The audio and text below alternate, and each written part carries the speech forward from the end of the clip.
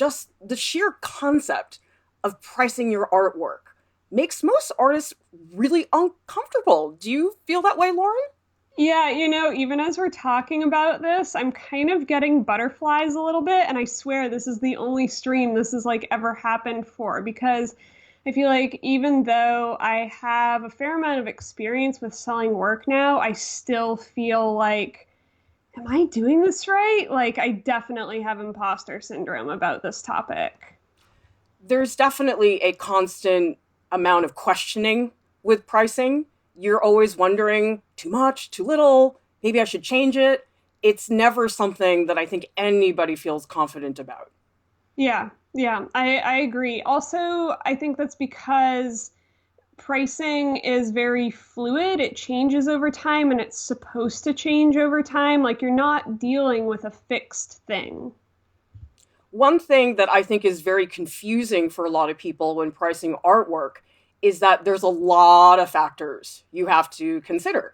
A lot of people think it's just about the artwork itself and, oh, how much time did I put into it? Do I like it? Is it good quality? Sure, that's something to think about, but there's other factors that I think are far more important, like venue and media and time and audience. And so Yeah, it's not straightforward at all. And the thing right. is, even the exact same painting in a different place with a different audience might get a different price. And so that makes it Absolutely. even worse. And then if you think about, okay, well, what if I sell that piece online? How does that change things? Yeah. So that's important. Yeah, there's a lot of stuff, a lot of different factors, and it can be really challenging keeping track of them all, especially if you're someone that wants to use multiple venues to sell your work. It can be very weird thinking, oh, this painting or this drawing that I did has this value, but it also has this value, but I put the same amount of like time and material into that piece. So you almost are like playing this game with yourself where you're like, oh, but I could have sold it for this, but yeah, so it's like you're constantly second guessing yourself. Well, so one place to start if you're just new to the whole concept of selling your work. This is something I did was I just looked at a lot of other artist shops. I tried to find people that worked in the same media, that had similar subject matter, who were of similar standing. I mean, I am probably better known as a teacher than I am as an artist, and so I'm not really somebody who's super focused on selling, but I know that I'm not going to compare my prices to Chuck Close. I mean, that's like way, way far away. But I Yeah. found that very helpful because it's concrete and you'll get a lot of advice about do this, do this. But until you see the numbers, it's really confusing. I mean, did you do that? Have you looked at other artist prices? Yes, definitely, especially when I was just starting out and hadn't made a lot of sales yet. I'm talking about like after going to art school, like after my BFA, then I was in a position where I was making a certain kind of work that people liked and were interested in. And I was like, oh, well, I have no idea how to price this. I haven't really done a lot of sales. And when you haven't got that like solid backing, you kind of have to like make it up from scratch. So the things that I looked at when first starting out was okay, I went to art school. I looked at my, my CV or my resume, my art resume. I went to school or was painting in New York in a sort of painting style that was relevant to the galleries that were around down there. And I worked in acrylic and I made paintings. So I looked at other people that had just graduated from school or art school that were in the same area that were selling the same kind of work. I actually looked in New American Paintings because you can see everybody's like resumes like right there. New American Paintings is a magazine, and they have all the prices in the back of the work that's being shown. So that was like a super easy way to figure out, oh, hey, I'm kind of like this person. Okay, maybe I'll try selling my work for this amount. Another way you can start, do the math. Just ask yourself, I have this painting, okay? About how long did it take me to make this painting? How much did it cost me? How much was the canvas? How much was the Yeah. paint? And then you figure out what that is. Now, what you have to do is figure out the hourly rate, because depending on who you are, you might feel like $15 an hour is fine and you're cool with that. I would not be cool with that because I make way more than $15 an hour teaching. And Yeah. I feel that it would be silly for me to make a certain amount teaching and have it just be peanuts compared to Exactly. making the Exactly. artwork. So that is one way to think about it. Like if you work as a freelance illustrator and a freelance illustration gig, you get paid about $50 an hour for the work. You probably don't want to sell your work for less than that. So Yeah. you can do that.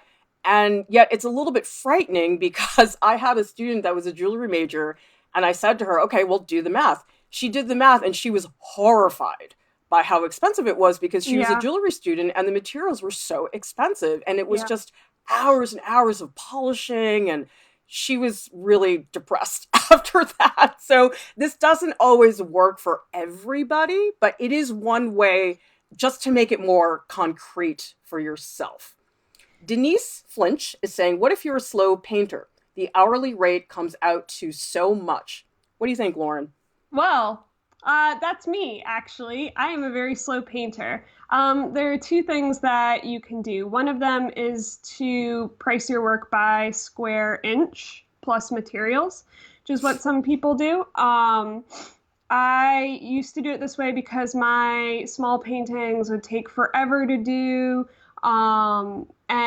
The time that I put in was just not like equivalent to the size, really. You get these like enormous numbers.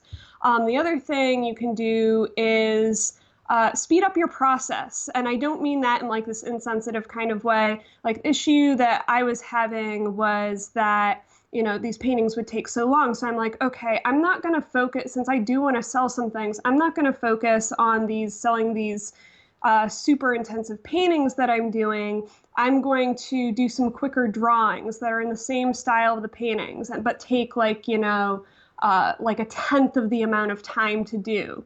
And that ended up being a really successful route for me to take because people wanted that image, they wanted the look, but they didn't have to pay like the super high price that was the paintings. And I could afford to wait for someone that did have the money to buy, the more expensive, time consuming work. Okay, the next thing to consider is what I like to call the art media, quote, food chain. So we've got this chart here. It's a little pyramid. And this is, of course, a huge generalization. There are many, many exceptions. But I would say, in general, Lauryn, wouldn't you say painting really gets put on a pedestal in terms of media, say, compared to drawings or hand pulled print? And that sculpture, I think it's high up there. But the thing is, sculpture doesn't have remotely the amount of visibility or work. Like if you think about how many painters are out there versus sculptors, there's so few sculptors. And so I just think paintings, the visibility is so high. And so this is another thing you have to think about is where does the artwork I make fit on the food chain? Is it a work on paper and pencil? Is it stretched on oil? Is it an oil painting stretched on linen that took you forever to make? Is it a print? Did I take a photo of an oil painting and then have it reproduced? So this is important to consider because people just look at media in different ways and it almost doesn't matter sometimes how much you value the piece because people are just always going to see a painting as being worth more. Has that been your experience, Lauryn? Yeah, I do want to explain some more of that, of why that food chain or food pyramid exists, art pyramid, I guess. So paintings are kind of at the top because painting has all this baggage. It's like, thousands of years old. People have always been making paintings. And so it's really like full of clout. It's not necessarily that paintings are better than sculpture or drawing or anything. It's that over the thousands of years that paintings have existed and that painters have existed, they've kind of like weaseled their way up into this kind of like fine art craft. You'll hear that word like fine art. And that's actually like this really interesting like economic history that went on there. But so paintings, the other thing is paintings are one of a kind. Like they are a one edition thing. You make one and there's nothing that's like that ever again. Uh, a print is something that you can make tons of editions of. And the amount that you make is really just based off of like, how much money you want to put in to like make the prints.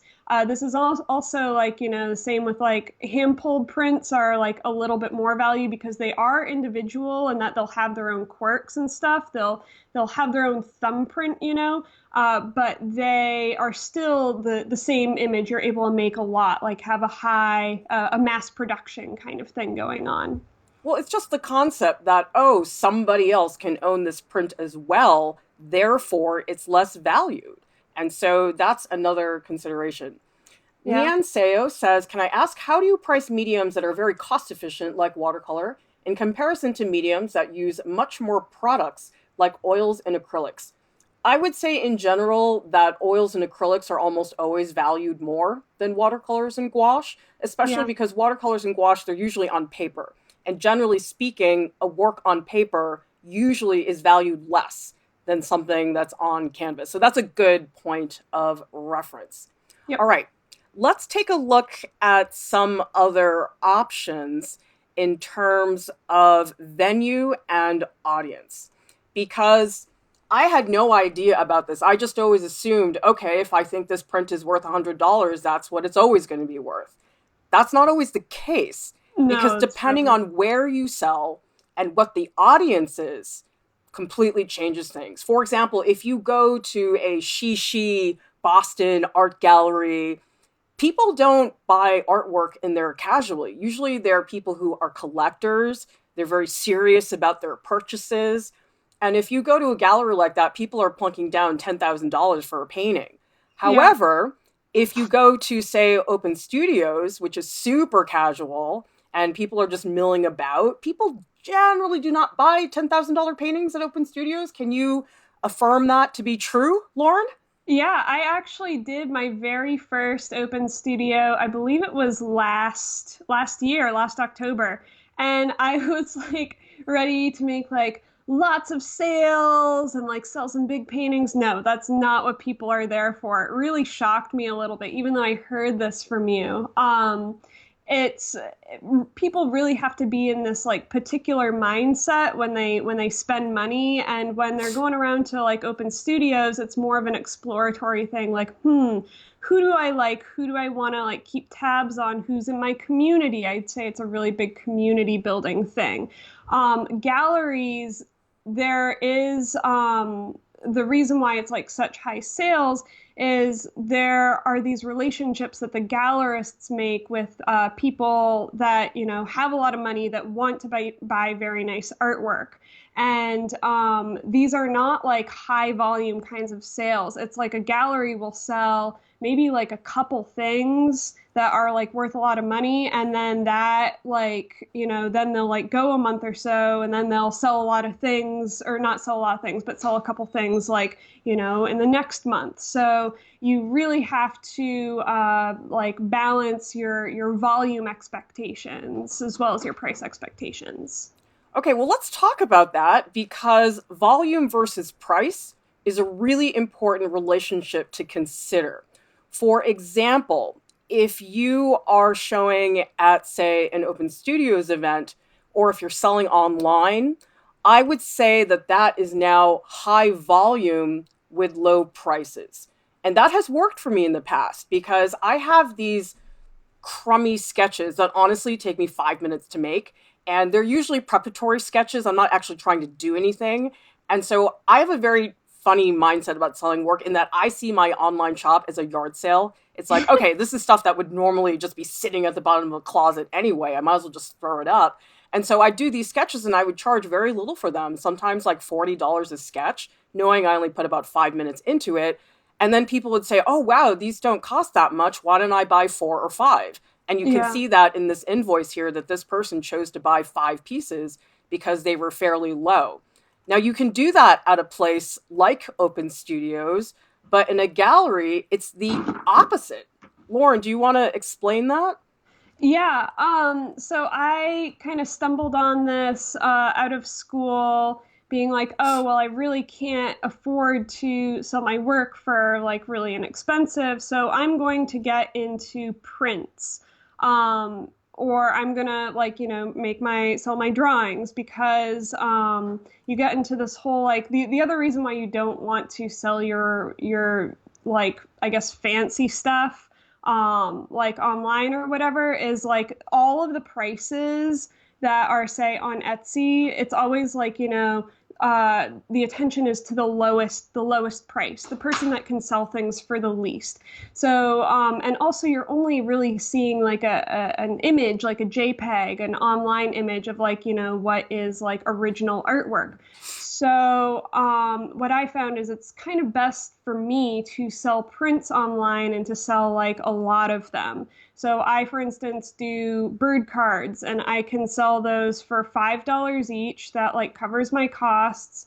And I can sell like, 1,000 of them. And that can keep me going, these tiny micro sales while I'm waiting for a bigger sale to come along, which is usually like in person, either through a gallery or through a connection that I've made like with someone who has followed my work for a while. I think that's good advice, Lauryn, to keep your quote bigger pieces not online and save them for the brick and mortar gallery, because this is a huge drawing that I did a while ago. I think it's about 7 feet tall. This is clearly a gallery piece. This is not something that would ever Right. sell online. And it actually makes more sense to do it that way, because actually I did at one point say to myself, maybe I should just throw these up online for the amount I would sell them for in a gallery. They never sold, ever. Yeah. Yeah. I feel like the most expensive thing I ever sold online was a $300 hand pulled print.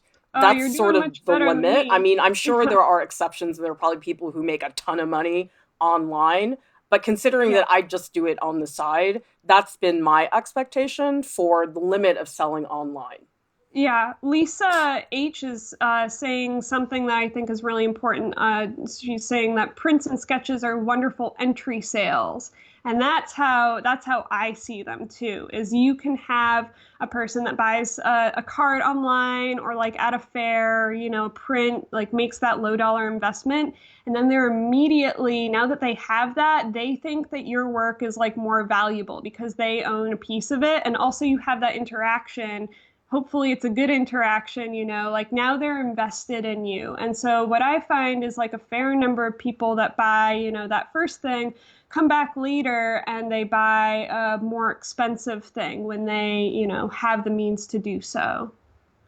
Michelle Melton is saying, what about Mondo does limited runs of screen prints? I believe they destroy the screens afterwards. That is true. A lot of print shops will do that. For example, if I decide to print an etching, once the run is finished, they will actually cut the copper plate. And then that way the image is gone. Because if you Yeah. don't do that, in theory, somebody could find it and then start printing it again. So that is something that a lot of people do. We have a question from Leanne Seo. How do you get into a gallery actually? Feel like it's more or less an invitational thing. That would take a whole other stream to address, but the lowdown is it's a personal connection. You don't apply, you don't email them. Usually you need to have a recommendation from a trusted source. That's how everybody I know got into a gallery. I don't I'm know. gonna What's been your situation, Lauryn? it does have to do with relationships and connections, but I think the best things to do are to go to openings, talk with the community around there, get to know the community around the gallery, and that like automatically puts you in a position to run into those people more often and forge those relationships. It's not just like, hey, I'm like a fancy person that already knows like people like here have a gallery position. Like anybody can do this, whether it's in like your small town or like, a larger city. 10,000 Crows is saying there's a gallery in my city who said I can have my own wall there to display and sell my art if I pay $90 a month. Is that a good deal? Run the other way, 10,000 Crows. Yeah. That is a vanity gallery. Any gallery or publication that wants to charge you to show your work, not cool. Lauryn, what do you think? There are a couple exceptions to that in terms of publications that are seen as like very highly respected. So, for instance, like New American Paintings is a magazine. I believe it costs like either 25 or 50 to like submit your work, which is like a steep price, but a lot of people see it and like means a lot on your resume. Beyond that, and especially with galleries, yeah, do not ever pay to be in a gallery, like unless it's like a small what do you call that fee, if it's like a jury fee, like those are also like generally like okay if it's below like 30 or $35. But what happens is if you're paying someone, especially like, $100 a month right out, they don't have then the like they've got no reason to try to sell your work to people. Like they're already getting their money from you. So it ends up being like a bad relationship where like you're putting in all the work, like both the art and the money, and they're getting all the credit. Exactly. Don't do it. Never pay money to exhibit your work anywhere in any gallery. All right, let's talk about the commissions and the other fees that are involved because neither of these is 100% free. In a gallery situation, it is standard for the gallery to get 50%. And I Yep. know a lot of people go into cardiac arrest when they hear that because if you sell a painting for $500 at a gallery, you're getting $250. And so a lot of people are very freaked out when I tell them that, but that is exactly the way it is. So if you get a gallery that's taking 30% commission, that's rare. That's probably like a nonprofit that is not trying to make money. Yeah. And then if you sell online, there's fees too, because usually if you sell on Etsy, they take a certain amount out of every listing. If you use PayPal, they usually do something. So I think it's really important to know exactly what's going on there because a lot of artists think, oh, I'll sell the painting for 500. And then you go, oh, crap, they're taking half. What do you think Yeah. about that, Lauryn? So, having worked for a gallery, I know a little bit about this. And yeah, the 50, like, really, I see in plenty of online forums, people like, freak out about it. And they're like, oh, well, we don't need galleries anymore. This is predatory.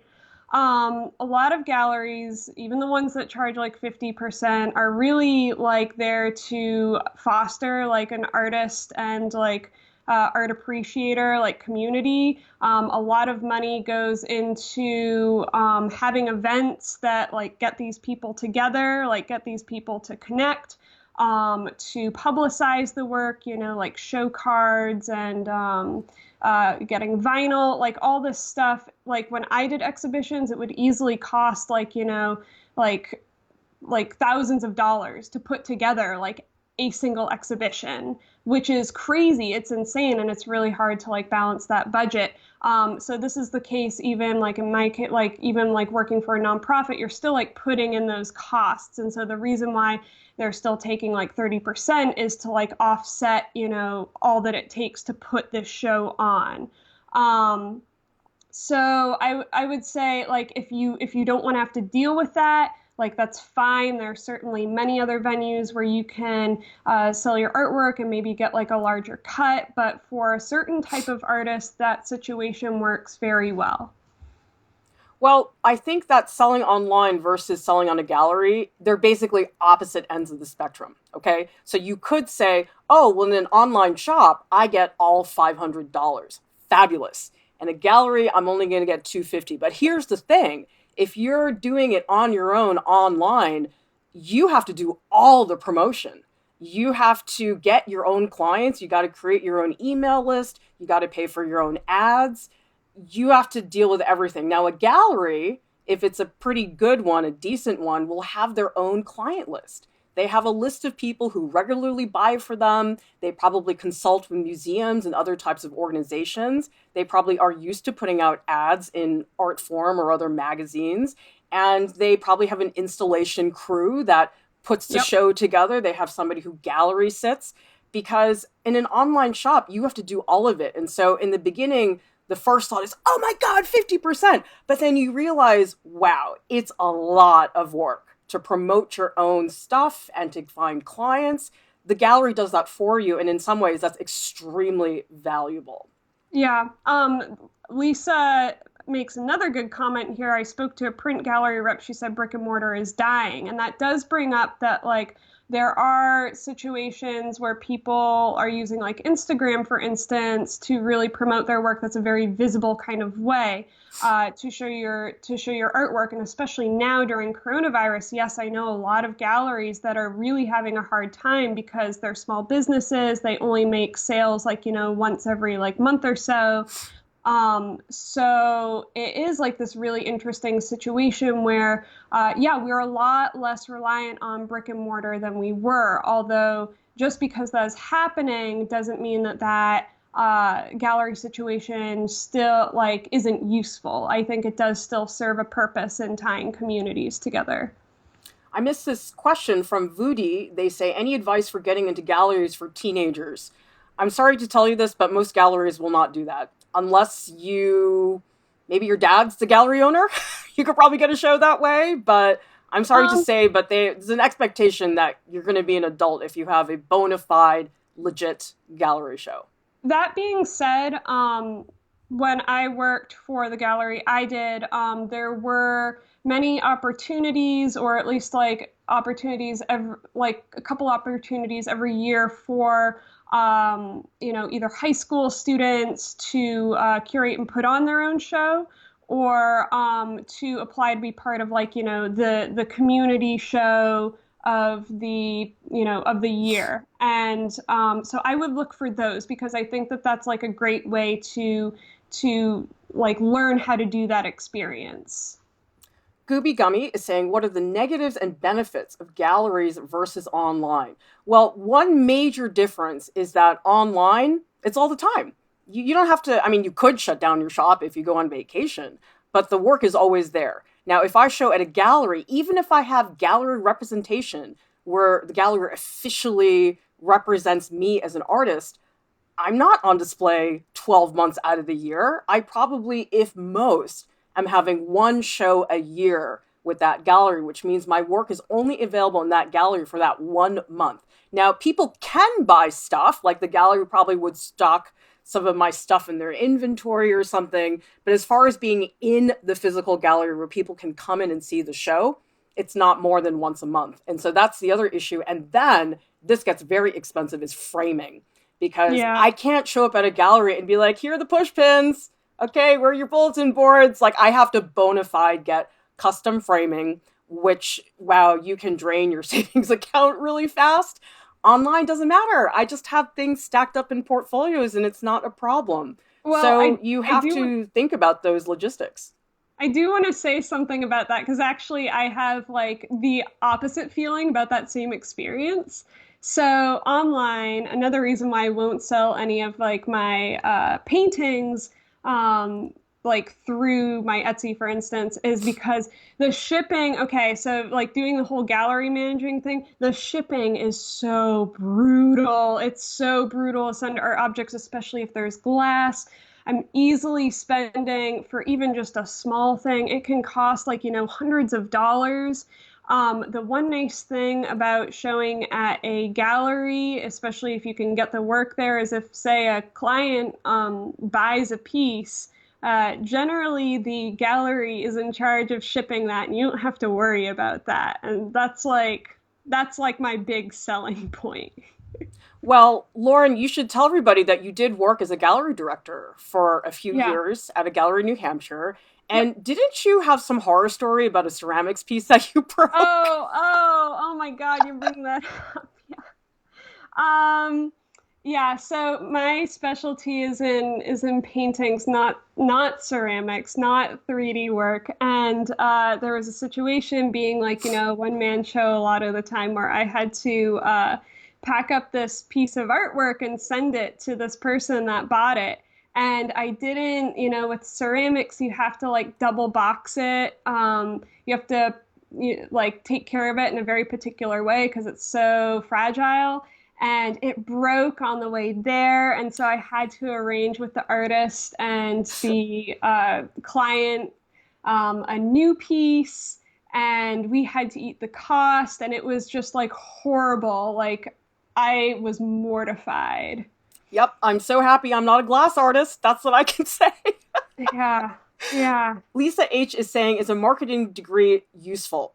My opinion on that, Lisa, is that it probably isn't, because people who go into marketing, they usually are trying to do it for a different context. Like maybe they want to work for a hotel chain or a retail place or a corporation. Marketing for an artist, it's so niche. It's so specific, and most people don't understand it. What I would recommend, look at our playlist called Career Advice for Artists. And actually, the next month, if you guys go to artprof.org and you click on live streams and lectures, I have a ton of streams that are coming up that will give you all that marketing advice. Like, for example, we do have one that's how to sell art online. So we'll talk about the logistics of it, like, okay, your website versus Etsy. So we'll go through all that stuff. It's just a lot to do for one stream. So that's why we're putting it in a different stream. But I don't think it's helpful. Honestly, we're going to give you everything you need for free. So it's probably a lot easier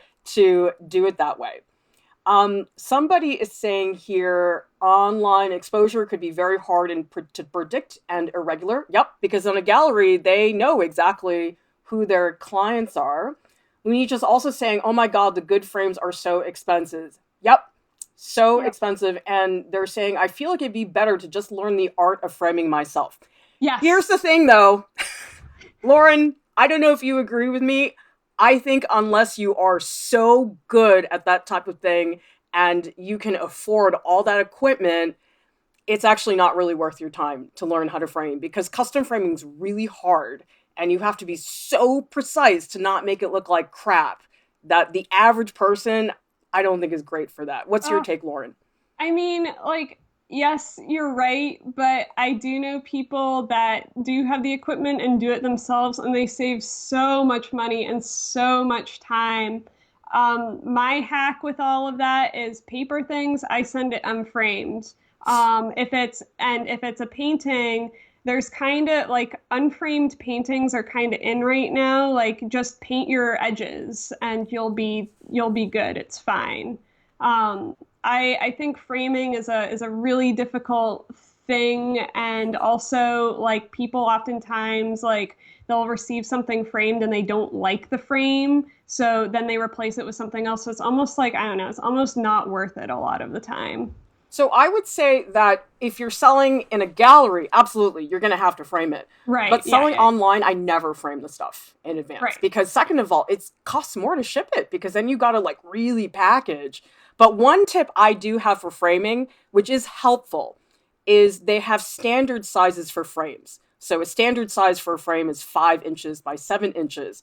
So if you make artwork that is 5 inches by 7 inches, you can buy a cheaper standard frame. If your painting is some weird shape or some strange aspect ratio, you're not going to be able to get a standard frame. You have to get a custom frame. So if Yeah. you go in, you find those sizes. It's actually really nice. Those frames that you can just buy standard, they're actually pretty inexpensive. So that works well. Okay, moving on to prices in terms of your customer's opinion. I have definitely had a situation where I set the price so low that it actually influenced what the customer thought about my work. Like, I actually had somebody say to me at Open Studios once, your work is so good. You price it way too low. And I was like, okay, but she didn't buy anything. I'm like, so you think it's so cheap and you like it, but you still don't want to buy it? Like, I didn't understand. What's been your Yeah. experience, Lauryn? I've had the same experience, and I probably still, for where I'm at, like in my career, like still underprice myself.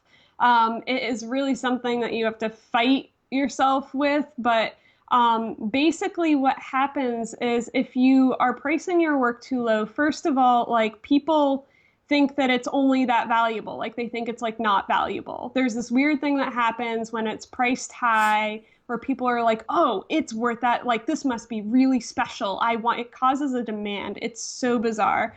But then the other thing that happens is if you price your work really low, you're actually doing a disservice to other artists who are trying to sell their work and make a living with their work, because then, the people that are looking at it, like, just like continues this perception of, oh, well, this person is selling it for this much. Why is your thing like so much more than that? I feel better pricing my work when I'm thinking about like the overall, like I'm doing a good thing for like the arts community by pricing my work at the right price point. It's sort of like when you buy electronics.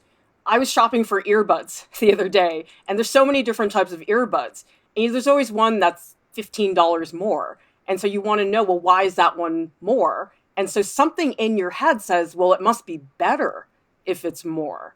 And why is this so cheap? You get suspicious of things that feel too cheap. And I think Yes. our work is the exact same way. Yes, it In fact, really is. Lauryn, you and I had this conversation about these beautiful coasters that you had Yeah. laser cut.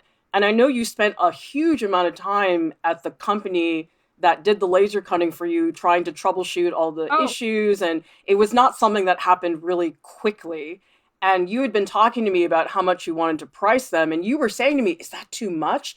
I feel bad. And my reaction was, are you kidding? You're going to charge that little for something you spent that much time on?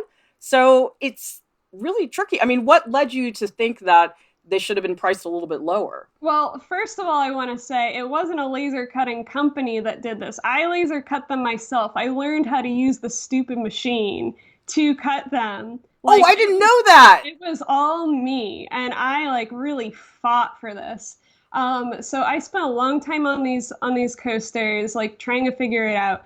And I was looking at Etsy and seeing what other coasters were sold for, and like really there are companies that really have this down that do actually like send it out to like get their designs done. Like that is a thing. And you can buy a coaster for like $1. So you get like these sets of like wooden coasters or whatever that are like, you can get a set of four for like $8 or $10 or something. Meanwhile, I'm like sanding and varnishing and like staining the wood and like doing all the designs by hand.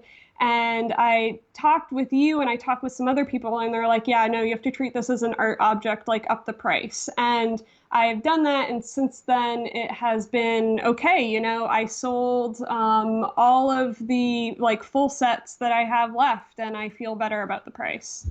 Yeah, I mean, at a certain point, you start to realize, wow, that makes me really uncomfortable. And that's the question I ask myself is if I say, what if I price this print for $50?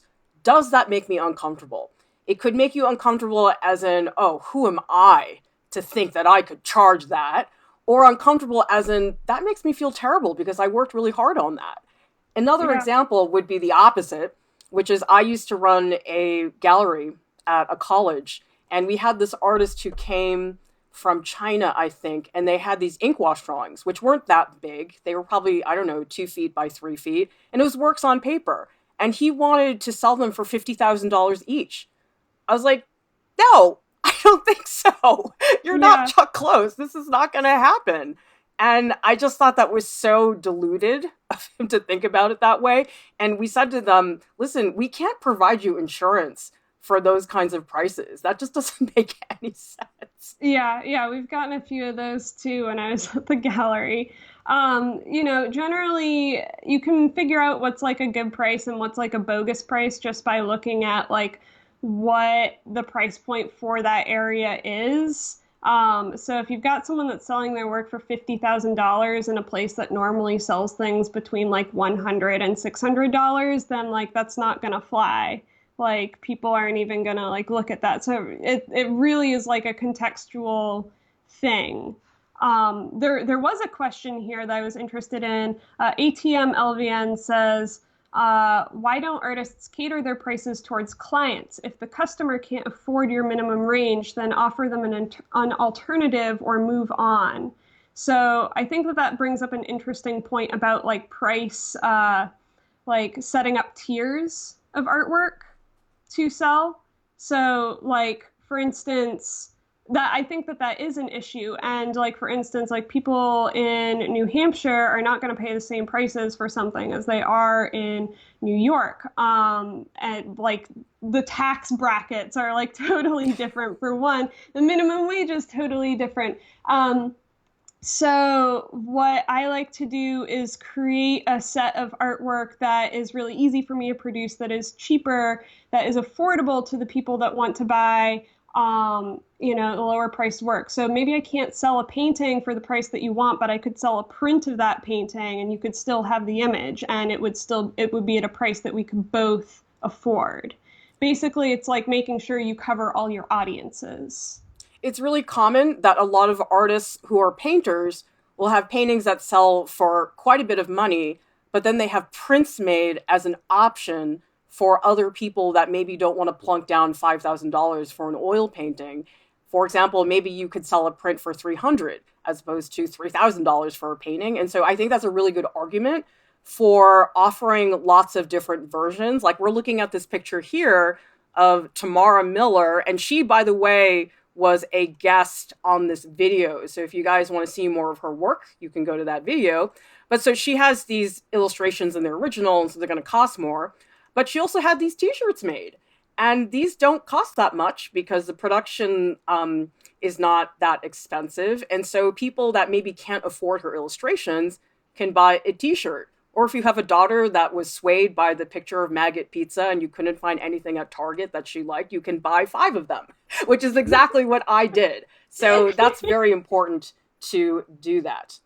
Let's see. Marketing tips. How to get your work and name out there. So much of price is your brand, says GTM. We are actually going to be doing a stream next Tuesday on social media for artists. And so that stream is going to have a lot of information about how to do that. Let's see. Not all people appreciate art enough to accept its value, says Yellow Hat Arts. I've seen people trying to negotiate the price, and that really gets me mad.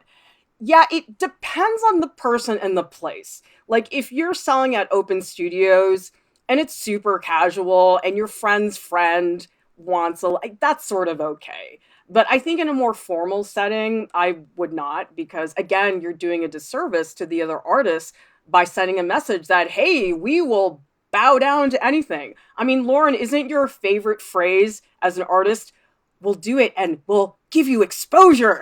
Oh It's my like God. that is Totally. translation for do it for free so that you don't Yeah. get paid for anything. Yeah, run away from people that ask you to do something for exposure. It's just like it's not doing any good for anyone. Um, I think there are certain situations too, even in formal settings, where a discount can be negotiated. For instance, if you're at a gallery and there's like a high price like item and they really want to like move the item, the gallerist and the artist can agree to split a 10% discount between them. So the work will sell, to the client. But that's like, those are like very strict and like formal kinds of, like relationships that happen. Like there's an etiquette to it. Absolutely. So just be conscious of that. Now, another thing we want to remind you guys of is that experience really does help. I mean, Lauryn, you've been selling your work for a few years now. How do you feel now compared to when you had just gotten into art school and had never really sold anything? Well, I'm still like totally afraid of money, but I do feel more confident about where my work lies, like in the grand scheme of things. I have actually, and would recommend anybody who is trying to sell their work to do this. I have an entire price history list for every single piece in my studio that I've made. So that gives the amount that it's worth, the amount, or the price point that I put on it, the cost of materials, the discount if I were to put a discount on it for someone, and the show history for it. Has it been in this show? Has it been in this show? Because that also matters. Like the art pieces, like resume, adds some kind of like value to the work. And guys, really, it is okay to feel confusion, doubt, and anxiety about pricing your work. I mean, we're talking about all these very practical, logistical things, but I think a lot of us do feel very uncomfortable with this concept of putting a number on an object, which for a lot of us oftentimes is a very big personal investment that oftentimes feels like it's a part of your soul. Sometimes, I'm sorry to be dramatic, but it really does No. feel that way for me sometimes. And I can say that part of me just says, oh, okay, what? I mean, I never feel like I get it right. I mean, do you ever feel, Lauren, that, yep, perfect price, I got it? Yep. Nope. I mean, I'm starting to get there with more of the fair stuff. Like I've done that enough times, or like the online selling stuff. I've done that enough times that I know. But like with my original artwork, like no, it's always like a guessing game. And really, you just gotta fake it till you make it. Like if you can just be confident about it, stand by your prices. Don't give in unless there's really like a true negotiation happening and you feel good about it. The doubt is just gonna happen no matter what, and it will minimize over time. Like you can kind of push it aside a little bit easier, but it does take practice. Yeah, I think that's a good point. It's not so much that you figure it out, but you just get used to accepting it, realizing that, okay, I guess that's just the way it is, and not being so freaked out about it. Maybe that's more what it is than feeling like, oh, I understand now, because there's none of that, really. Right. Yeah. Ripple of And Aqua is saying, I have friends that are trying to sell paintings and galleries and prints to friends and family. They're worried about the cost of the prints outweighing the demand, being unable to sell advice. I don't tend to like to sell stuff to friends and family in terms of cutting them a deal or something. It's sort of like, you guys know, you always have an uncle who wants you to design a logo. Always. I don't know yeah. why it's always a logo, but I generally always say no to stuff like that because there's so many bad stories. And I believe somebody in here asked about art commissions. We'll do a stream on that later because that's just such a huge topic. We can't really get into it. But guys, if you have suggestions for streams, things you want to know about, let us know in the comments.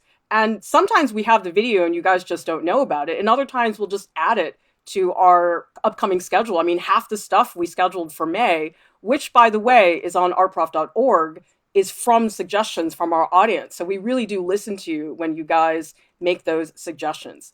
We started a new thing on our YouTube videos, which is a shout out to one of you guys who watches us, who was inspired by perhaps one of our videos that we've done. So we're giving a shout out today to, I'm sorry if I'm mispronouncing your name, Inge Unger, and you can find their work and their Instagram in the video description below. So they're a self-taught artist. They found it really valuable to learn through our channel. And the video that they watched was this one, Self-Portrait in Crayon. They're saying that inspired them to do something similar as an effective way to practice drawing from life. They said the artwork was challenging, but as they struggled with perfecting proportions, creating a portrait that looked dynamic when they're just staring at the mirror with a blank face. But Inge says, when it came to painting, I let go and I had fun painting without a plan, adding colors that felt right, loosening up with the painting. I learned that getting the right color is not as important as getting the right value, and that sometimes you don't need to be 100% satisfied with a piece to enjoy its process and still be proud of it. And we actually have, this is really cool. I love that they sent us this shot with their watercolor paints. Big art nerd. I love seeing stuff like that.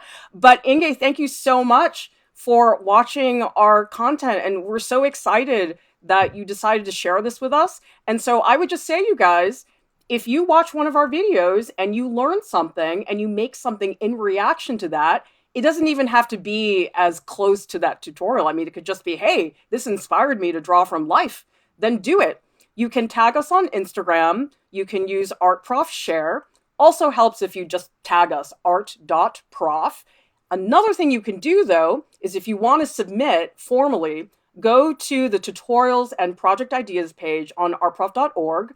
You guys see the purple button on the left-hand side? You click on that, that will take you to another page called the ArtProfShare submission form. We love it. I mean, Lauren, how does it make you feel when we get these testimonials and people are like, I learned this and look at what I made. Like, what does that feel Uh, like? that it literally is why art prof still exists. Like there are so many times when we could have quit, but it's because of people like actively sharing like what they're making and seeing the real improvements that happen. Like people have like put out some killer artwork. My favorites actually are like the before and afters. Like the before art prof and then like they do some tutorials and then they show like an after version or maybe a revised version of the piece that they got critique on. It's amazing. It makes me so happy. Oh, look, Inge is here in the chat with us. They are saying Hey, thank you for Inga. the shout out and nice comments. Well, thank you so much for watching our stuff and for drawing from life. These are all great things, you guys.